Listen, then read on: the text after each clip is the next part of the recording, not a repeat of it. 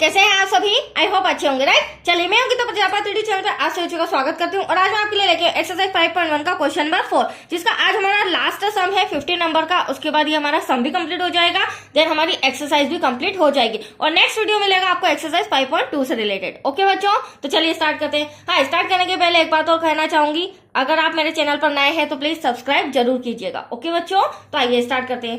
देखिए क्या कहना है इस क्वेश्चन में, निम्नलिखित में से कौन कौन एपी है। एपी का मतलब समांतर श्रेणी है, ठीक है।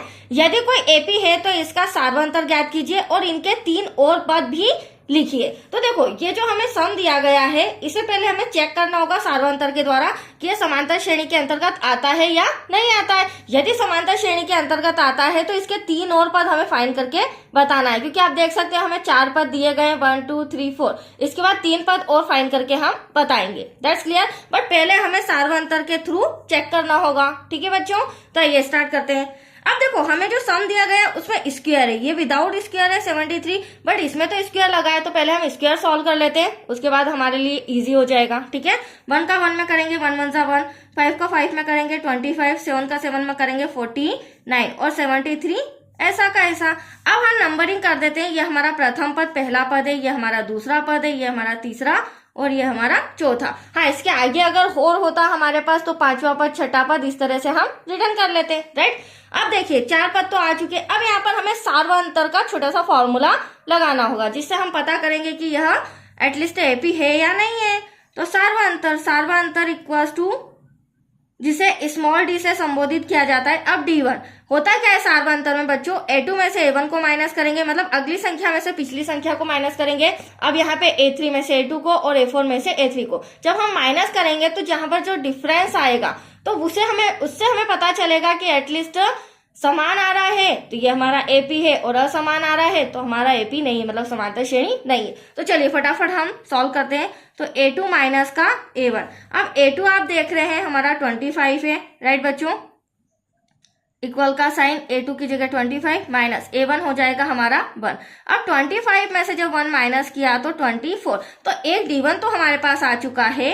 अब D2 क्यों कर रहे हैं, क्योंकि जितने भी हमारे पद है इस तरह D1 D2 D3 D4 करके ही हमें सॉल्व करके पता करना होगा। अब D2 इसलिए ले रहे हैं तो क्योंकि D2 का फॉर्मूला है A3 माइनस A2, तो यहाँ हो जाएगा A3 माइनस का A2। अब A3 आप देख सकते हैं 49 है, जिसमें से माइनस करना है A2 को, जो कि हमारा 25 है। अब 9 में से 5 किया, 4 बचा, 4 में से 2 गया 2।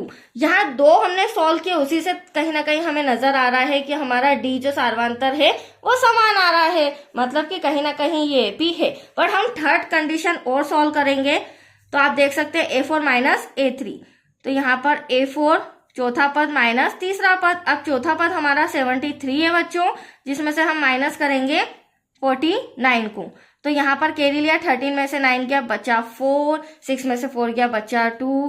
अब आप देख सकते हैं यहाँ पर जो सीरीज आ रही है वो बिल्कुल समान आ रही है। कहने का मतलब जो सार्वंतर है वो हमारा इक्वल आ रहा है, और जब ये इक्वल आ रहा है, बराबर आ रहा है, तो यहाँ पर समांतर श्रेणी बन रही है, ठीक है।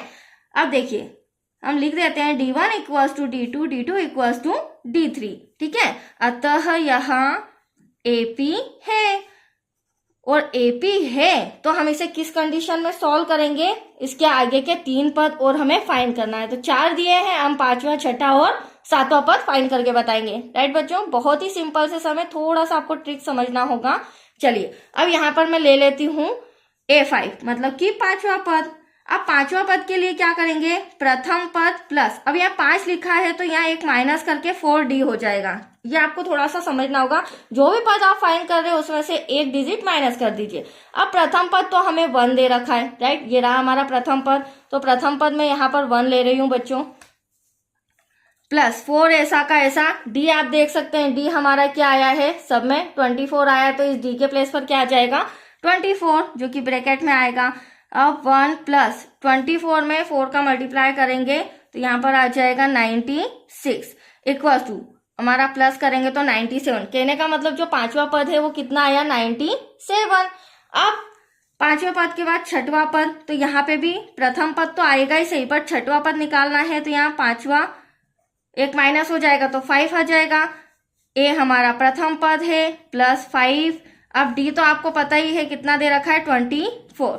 1 प्लस 24 में हम 5 का मल्टीप्लाई करेंगे तो 5 4 जा 20, कैरी आया 2, 5 2 जा 10 और 1 2 11, ठीक है। प्लस करेंगे 121, ये हमारा छठवां पद भी आ चुका है।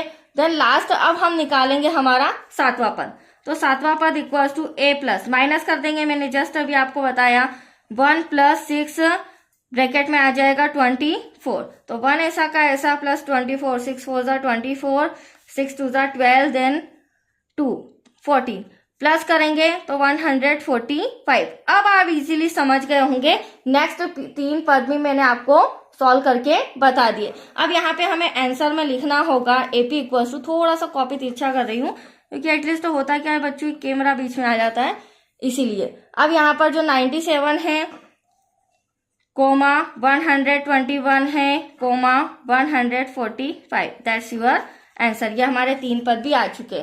तो आया आपको समझ में, इजीली ये हमारा लास्ट सम भी कंप्लीट हो चुका है। ओके बच्चों, तो आज के लिए इतना ही। Thank you.